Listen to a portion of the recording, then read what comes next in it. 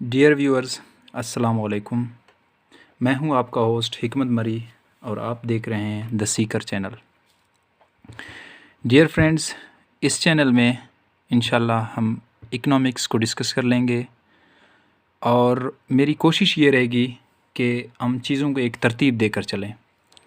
जिस तरह आप लोगों को पता है कि इकोनॉमिक्स जो है कंसिस्ट है on different school of that पर। मर्केंटलिज्म है, क्लासिकल स्कूल ऑफ थाट है, फिर केन्जियन है, मोनेटरिस्ट है, new classical, new Keynesian, real business cycle theories और इन बिटवीन और भी हैं जैसे न्यू क्लासिकल या न्यू केन्जियन। तो जब तक हम चीज़ों को एक तरतीब दे के नहीं चलेंगे तो इससे ये होगा कि जो टॉपिक हम स्टडी करना चाहते हैं या समझना चाहते हैं वो हमें अच्छी तरीके से समझ नहीं आएगी। और यही प्रॉब्लम है with most of the students. Economics में बहुत से टर्म आसानी से समझ में नहीं आते हैं और इसकी सबसे अहम वजह यह है कि हम इससे जो प्रीवियस टॉपिक है उसको हम स्टडी नहीं करते हैं और इस वजह से वो टॉपिक हमें समझ में नहीं आता। अब फॉर एग्ज़ाम्पल अगर मैं मॉनेटरी स्कूल ऑफ थाट को डिस्कस कर रहा हूँ या पढ़ रहा हूँ और वो चीज़ मुझे समझ में नहीं आ रही है, उसकी वजह यह है कि मैंने क्लासिकल और केन्जियन को स्टडी नहीं किया। मॉनेटरिस्ट में अगर मैं मनी सप्लाई की रोल को स्टडी कर रहा हूँ जिसका जो इनिशिएट है, जो लिया गया है, वो क्लासिकल स्कूल ऑफ थाट के जो क्वांटिटी थ्योरी ऑफ मनी है वहाँ से लिया गया है। अब जब तक मैं क्वांटिटी थ्योरी ऑफ मनी को स्टडी ही नहीं करूँगा तो मुझे क्या पता है कि जो मॉनेटरिस्ट हैं वो किस तरीके से इसको फेवर कर रहे हैं और कैसे उन लोगों ने वहाँ से लिया है मनी सप्लाई के रोल को। इस वजह से ज़रूरी है कि मैं क्लासिकल को सबसे पहले डिस्कस कर लूँ, स्टडी कर लूँ, समझ लूँ। क्लासिकल में क्वांटिटी थ्योरी ऑफ मनी को समझ लूँ, मनी सप्लाई के रोल को समझ लूँ, फिर उसके बाद मैं मॉनेटरिस्ट को पढूं। अच्छा, फिर जो मॉनेटरिस्ट है मनी सप्लाई की रोल में वो केन्जियन के ऊपर क्रिटिसिज्म करते हैं। वो ये समझते हैं कि केन्जियन स्कूल ऑफ थाट में मनी सप्लाई को एक माइनर रोल दिया गया है, हालांकि money supply plays an important role. इस वजह से जब तक मैं केन्जियन को नहीं समझूंगा, नहीं पढ़ूंगा, तो मुझे कैसे पता चलेगा कि जो मॉनेटरी स्कूल ऑफ थाट है उसने किस तरीके से क्रिटिसिज्म किया या किस तरीके से उसका जो एक वीक पॉइंट था उसने हाईलाइट कर लिया। तो ये वजह है चीज़ों को एक तरतीब लेके चलने की। अब जब हम क्लासिकल इंशाल्लाह केन्जियन या जो मॉनेटरिस्ट डिस्कस कर लेंगे तो इससे प्रीवियस जितने भी हमने डिस्कस कर लिए वो हमारी हेल्प करेंगे। अगर जो पॉइंट बीच में समझ ना आए तो आप विज़िट कर सकते हैं, जो प्रीवियस लेक्चर्स हैं उसमें विज़िट करें, फिर वो चीज़ समझ में आ जाएगी।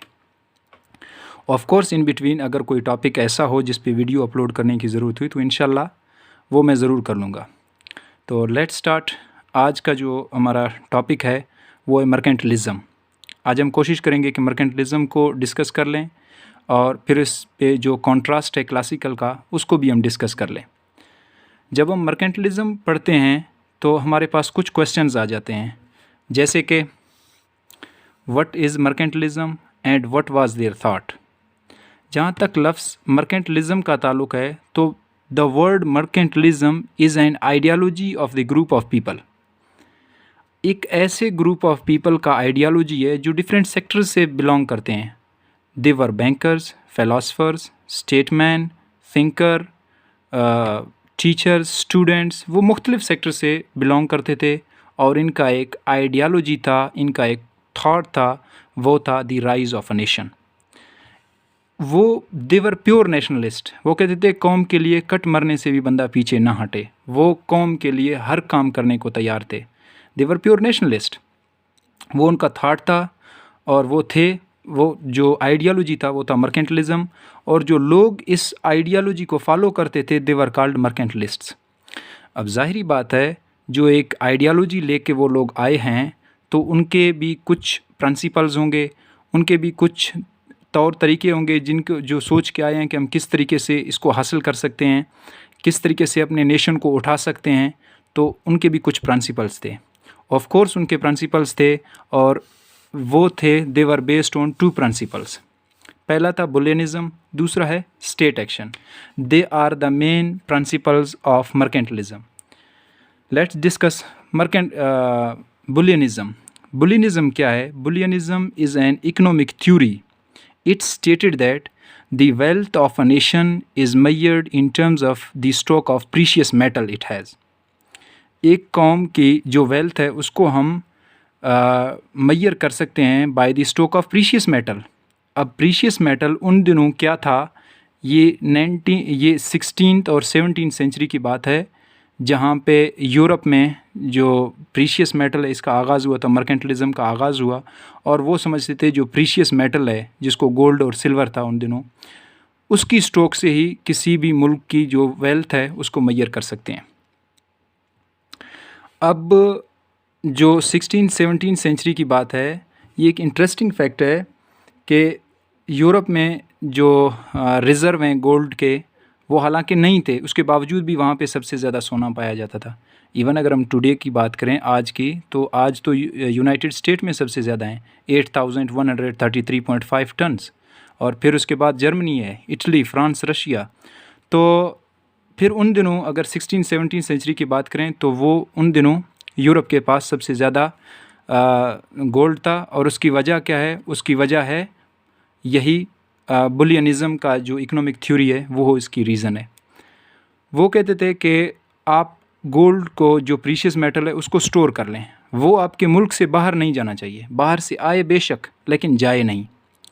फिर उसके बाद दूसरा है स्टेट एक्शन। वो कहते थे कि जो स्टेट है, जो रेगुलेटिंग अथॉरिटी है, वो भी बहुत अहम रोल प्ले करता है इस जो प्रीशियस मेटल है उसको स्टोर करने के लिए। अब इस प्रीशियस मेटल को कैसे हम स्टोर कर सकते हैं, कैसे इसकी क्वांटिटी को या इसकी स्टॉक को इंक्रीज़ कर सकते हैं? तो इसके लिए जो मर्केंटलिज्म है उसने 3 मेजर्स पेश कर लिए for the bullionism and also 3 measures for state action. यानी कि किस तरह से हम बुलियनिज़म, जो बुलियनिज़म बू है, बू का मतलब है टू, यानी कि 2 precious metal gold and silver, जो उन दिनों एज अ मनी इस्तेमाल होता था, तो किस तरीके से उसकी स्टॉक को इंक्रीज़ करें, उसके लिए 3 मेजर्स हैं। वो क्या हैं? Measures of bullionism and required state action. तो बुलियनिज़म के जो मेजर्स हैं वो 3 हैं: export subsidies, import duties and development of domestic industries.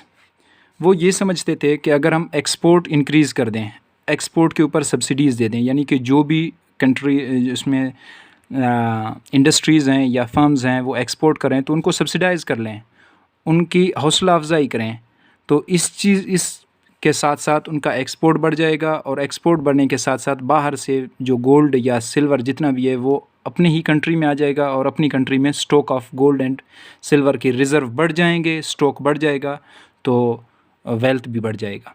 फिर दूसरा उनका जो था वो था इंपोर्ट ड्यूटीज़।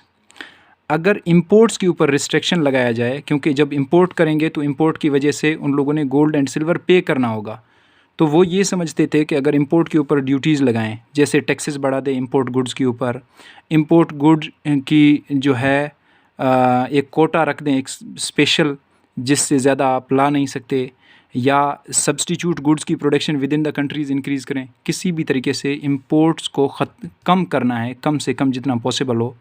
तो वो उनका दूसरा मेजर था बुलियंस के क्वांटिटी को बढ़ाने का। फिर तीसरा जो मेजर था वो था डेवलपमेंट ऑफ डोमेस्टिक इंडस्ट्रीज़।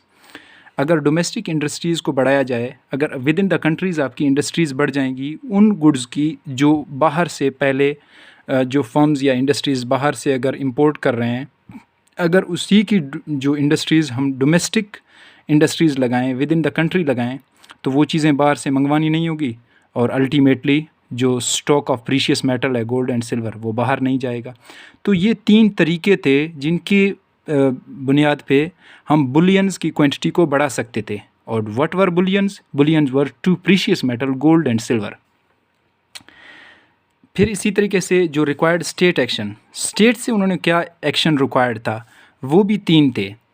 उनमें से पहला ये था कि development of colonies to provide export market, यानी कि कॉलोनीज़ बनाएं within the country, country के अंदर कॉलोनीज़ मुख्तलिफ बनाएं जिसमें एक्सपोर्ट मार्केट एक प्रोवाइड कर ले, एक कॉलोनीज़ दूसरे को एक्सपोर्ट करे, दूसरे तीसरे को एक्सपोर्ट करे, तो इसी तरह with in the country export भी हो जाएगा और जो बुलियंस का स्टॉक है वो बाहर भी नहीं जाएगा। तो ये पहला था रिक्वायर्ड स्टेट एक्शन के development of colonies to provide export market. दूसरा है reduce consumption of import goods, यानी कि जो इंपोर्ट गुड्स की कंजप्शन है उसको रिड्यूस किया जाए। अब ये तो हमारे पास यहाँ पे भी है इंपोर्ट ड्यूटीज़। अब इम्पोर्ट ड्यूटीज़ कौन लगाता है? स्टेट ही लगाता है, जो रेगुलेटिंग बॉडी है वो इम्पोर्ट ड्यूटीज़ लगा सकता है, वरना एक इंडिविजुअल कैसे टैक्सेस लगा सकता है या कैसे एक स्पेशल जो कोटा है वो मुख्तस किया जा सकता है? तो वो भी गवर्नमेंट ही कर सकती है या जो रेगुलेटिंग बॉडी है वो कर सकता है। फिर उसके बाद जो तीसरा रिक्वायर्ड स्टेट एक्शन है वो है development of natural and human resources. अगर नेचुरल रिसोर्सेज किसी भी कंट्री के डेवलपमेंट के लिए दो चीज़ें ज़रूरी होती हैं, या तो उसकी जो है नेचुरल रिसोर्सेज या ह्यूमन रिसोर्सेज। अब जब डेवलपमेंट ऑफ नेचुरल रिसोर्सेज आपके पास ज़्यादा बढ़ जाएंगी या उनकी full utilisation of natural resources हो जाए, तब भी stock of precious metal increase कर जाएगा, या जो लोग हैं लोगों की डेवलपमेंट हो जाएगी, लोगों के जो है वो जब ज़्यादा स्किल्ड होंगे, ज़्यादा एजुकेटेड होंगे, ज़्यादा एफिशिएंट होंगे, उसी वजह से भी कंट्री की डेवलपमेंट हो जाएगी और प्रीशियस मेटल ज़्यादा हो जाएगा। तो ये थे 3 क्वेश्चन, जो what is mercantilism and what was their thought, principles of mercantilism जो 2 थे, measures of bullionism and required state action. फिर उसके बाद जो लास्ट में हमारे पास मर्केंटलिज्म से रिगार्डिंग जो हमारे पास क्वेश्चन आता है वो था what was the main focus of mercantilist. Mercantilist का मेन फोकस क्या था, वो क्या चाहते थे? Their main focus was to earn more and more money, और in simple words to increase the money stock. अब उनका मेन फोकस तो ये था कि मनी स्टॉक को इंक्रीज़ किया जाए। अब मनी क्या था? मनी उन दिनों गोल्ड एंड सिल्वर था। गोल्ड एंड सिल्वर को मनी समझा जाता था, और इसी के ही स्टॉक के इंक्रीज़ करने को क्या कहा जाता था कि वेल्थ इंक्रीज़ हो जाएगा उसकी स्टॉक इंक्रीज़ करने से। अब यहाँ पे एक चीज़ जो है बहुत ज़रूरी है समझना कि जब हम मर्केंटलिस्ट की बात करते हैं तो मर्केंटलिस्ट कहते थे किसी भी कंट्री के वेल्थ या जो है उसकी स्टॉक है, जो वेल्थ है उसको मेजर किया जा सकता है in monetary terms. In simple words, कोई भी कंट्री वेल्थी तब है जब उसके पास मनी ज़्यादा होगा। दूसरे सादा अल्फाजों में तो इसका यही मतलब है कि स्टॉक ऑफ प्रीशियस मेटल उसके पास ज़्यादा होगा तो वो कंट्री सबसे ज़्यादा अमीर होगा। तो इसका मतलब ये है कि उसके पास सबसे ज़्यादा मनी होगा। इसका मतलब है वो डेवलपमेंट को इन मॉनेटरी टर्म्स मेजर करते थे। डेवलपमेंट को जो असल पॉइंट है, जिसकी निचोड़ है, वो ये है कि मर्केंटलिस्ट मेजर करते थे डेवलपमेंट को इन terms of in monetary terms. फिर उसके बाद यहाँ तक तो जो मर्केंटलिज्म या मर्केंटलिस्ट का एक छोटा सा इंट्रो था, एक ब्रीफ जो है उनका एक इंट्रोडक्शन था, वो तो यहाँ पे ख़त्म हो जाता है। लेकिन ये यहाँ पे बात यहाँ पे रुकती नहीं है, बात यहाँ से आगे जाती है। इसी के जो 2 प्रिंसिपल्स हैं मर्केंटलिज्म के, इन्हीं के बुनियाद पे फिर क्लासिकल वजूद में आता है, और फिर वो अपने पॉइंट्स पेश कर लेते हैं और वो फिर क्रिटिसिज्म करते हैं इसके ऊपर, तो कॉन्ट्रैक्शन करते हैं, और वो जो कॉन्ट्रास्ट है क्लासिकल का वो भी हम डिस्कस कर लेंगे।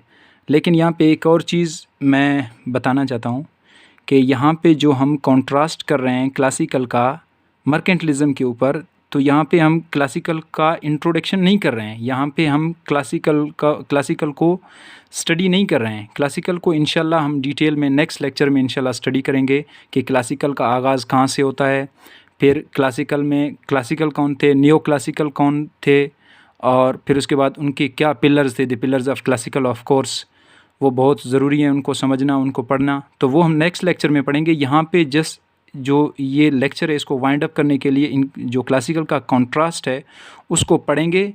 फिर उसके बाद जब क्लासिकल इस पे कॉन्ट्रास्ट करता है, अपने नज़रिए जो पेश करता है, वो फिर हम नेक्स्ट लेक्चर में पढ़ेंगे।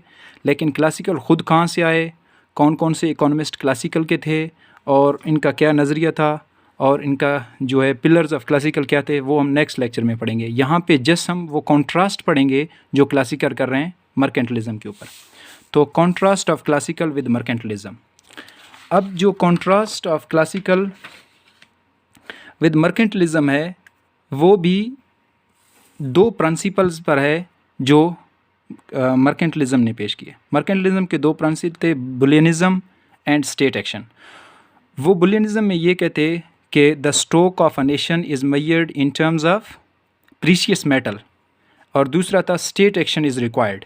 जबकि क्लासिकल कहते थे, इसके भी दो प्रिंसिपल्स हैं क्लासिकल के,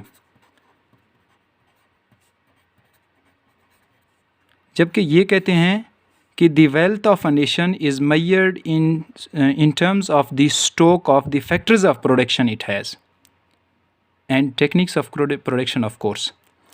जो क्लासिकल थे वो कहते थे कि एक कौम का जो वेल्थ है वो स्टॉक ऑफ प्रीशियस मेटल से जो है मेजर नहीं किया जा सकता, वो मेजर किया जा सकता है इन टर्म्स ऑफ जो stock of factors of production है उससे मेजर किया जा सकता है। Wealth is not actually the stock of Boolean, rather wealth of nation is the stock of factors of production and techniques of production. यानी कि जो क्लासिकल थे वो वेल्थ को रियल टर्म में डिस्कस करते थे, वो भी किसी भी कंट्री के डेवलपमेंट को रियल टर्म में डिस्कस करते थे। अगर वो कहते थे अगर कोई भी कंट्री डेवलपमेंट कर रहा है तो वो रियल टर्म में कर रहा है, न कि मॉनेटरी टर्म में। मॉनेटरी टर्म में डेवलपमेंट कोई डेवलपमेंट नहीं है क्लासिकल के नज़र में।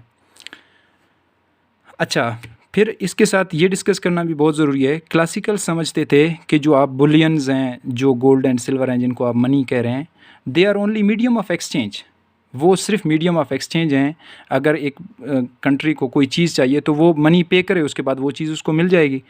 इससे ज़्यादा इसका कोई भी रोल नहीं है। Money is only a medium of exchange, it do not have an intrinsic value. इस वजह से आप मॉनेटरी टर्म के मैयर को डेवलपमेंट नहीं कह सकते, और इसका कोई इंट्रेंसिक वैल्यू नहीं है। उसकी वजह यह है कि अगर आप एक गोल्ड का जो एक यूनिट है वो दे के कोई चीज़ ले रहे हैं तो इसके बजाय आप दूसरी यूनिट दे के भी वो चीज़ ले लें, आपको सेम चीज़ मिल जाएगी। ये नहीं है कि आपने एक यूनिट दिया तो और चीज़ मिल जाएगी और दूसरा यूनिट दिया तो और चीज़ मिल जाएगी। अब फ़र्ज़ कर लें, इसकी एग्जांपल हम इस तरह दे सकते हैं, अगर आपके पास 1000 रुपये के दो नोट हैं, एक बिल्कुल नया है, आपने अभी बैंक से लिया है, और एक जो नोट है वो घिसा पिटा और जो है पुराना नोट है। आप जब जाएंगे शॉपकीपर के पास, आप उसमें से जो नया नोट है वो दे के जो चीज़ लेंगे भी आपको उतनी ही क्वांटिटी उसकी मिल जाएगी, या जो पुराना नोट है वो दे के भी चीज़ लाएंगे आपको उतनी ही क्वांटिटी मिलेगी। यानी कि आप 1000 रुपये दे के अगर कोई चीज़ लें वो क्वांटिटी, या पुराना या नया, इसमें कोई ऐसा कंसेप्ट नहीं है। इस तरह नहीं है, शॉपकीपर ये नहीं कहेगा कि ये पुराना है तो इसकी वैल्यू कम है, मैं इसमें आपको 800 की चीज़ें दूंगा और जो न्यू है उसमें आपको 1000 के दूंगा, ऐसा नहीं हो सकता। तो इसकी कोई इंट्रेंसिक वैल्यू नहीं है।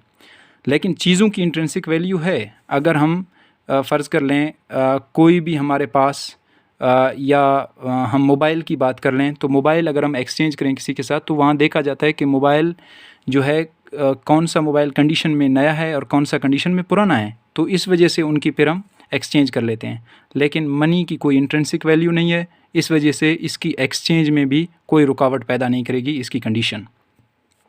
इस वजह से क्लासिकल कहते थे कि money is the only medium of exchange और it do not have an intrinsic value. The development of a nation is measured in terms of the stock of the factors of production and techniques of production. ये था उनका पहला principal. और जो दूसरा principal था classical का, वो दूसरा प्रिंसिपल था एब्सेंस ऑफ स्टेट एक्शन।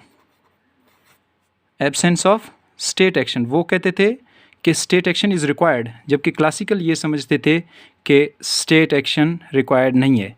अब यहाँ पे एक मिसकंसेप्शन है, अक्सर लोग ये समझते हैं कि क्लासिकल में स्टेट नहीं होता है, यानी कि क्लासिकल इकोनॉमिक्स में गवर्नमेंट होती ही नहीं है। ये एक मिसकंसेप्शन है। क्लासिकल स्कूल ऑफ थॉट में गवर्नमेंट होती है लेकिन उसकी रेगुलेशन नहीं होती है। गवर्नमेंट रेगुलेटिंग बॉडीज़ वहाँ पे नहीं होती है, वहाँ पे फ्री हैंड है, तो लेकिन गवर्नमेंट होती है वैसे। और जो क्लासिकल है वो कहते थे कि जो इकॉनमी है उसको फ्री हैंड दिया जाए, एब्सेंस ऑफ स्टेट एक्शन हो, आप इकॉनमी को एक फ्री हैंड दे दें। There is full employment, there is always full employment, there is full utilisation of resources. और वो कहते थे कि supply creates its own demand, जो कि सेज लॉ है, हम आगे इंशाल्लाह डिस्कस कर लेंगे। जो मर्केंटलिस्ट थे वो कहते थे कि गवर्नमेंट की जो रेगुलेशन है वो बहुत ज़रूरी है, क्योंकि गवर्नमेंट अगर एक चीज़ की हम सप्लाई करें, आगे से उसकी डिमांड ना हो, तो वो गवर्नमेंट ही है जो उस चीज़ की डिमांड इंक्रीज़ कर देगी, गवर्नमेंट इंक्रीज़ करेगी। लेकिन क्लासिकल ये समझते हैं कि नहीं, अगर जिस चीज़ की सप्लाई होगी तो उस चीज़ की डिमांड ऑटोमेटिकली खुद ब खुद हो जाएगी। इस वजह से गवर्नमेंट की रेगुलेशन की कोई ज़रूरत नहीं है। सप्लाई क्रिएट्स ओन डिमांड, इस टॉपिक के ऊपर एक बाकायदा पूरा एक पूरी थ्योरी है सेज लॉ, जो हम इंशाल्लाह डिस्कस कर लेंगे। तो वो ये समझते थे नहीं, supply creates its own demand. और फिर उसके बाद जो दूसरा था कि the wealth of nation is measured in terms of the stock of factors of production. तो this was all about today. और जो नेक्स्ट लेक्चर है वो इंशाल्लाह क्लासिकल के ऊपर होगा। आप लोगों की राय बहुत कीमती है और आप लोग अपनी राय मुझे कमेंट में दे दें कि आया आप लोगों को ये लेक्चर समझ आया या नहीं आया, और इसमें मज़ीद एडिशन की इंशाल्लाह। तो अगर कोई टॉपिक या पॉइंट फिर भी क्लियर नहीं है तो वो मुझे कमेंट कर दें। एट द एंड मैं ये कहना चाहता हूँ कि अगर आप लोग समझते हैं कि ये वीडियो आप लोगों के लिए हेल्पफुल थी और इन्फॉर्मेटिव थी, तो मेहरबानी करके मेरे चैनल को लाइक करें और कमेंट करें, शेयर करें दोस्तों के साथ, और सब्सक्राइब करना ना भूलिए, बेल आइकन को प्रेस करें मेरे इंशाल्लाह नए लेटेस्ट वीडियोज़ को देखने के लिए। मिलते हैं नेक्स्ट लेक्चर में, तब तक के लिए अल्लाह निगहबान।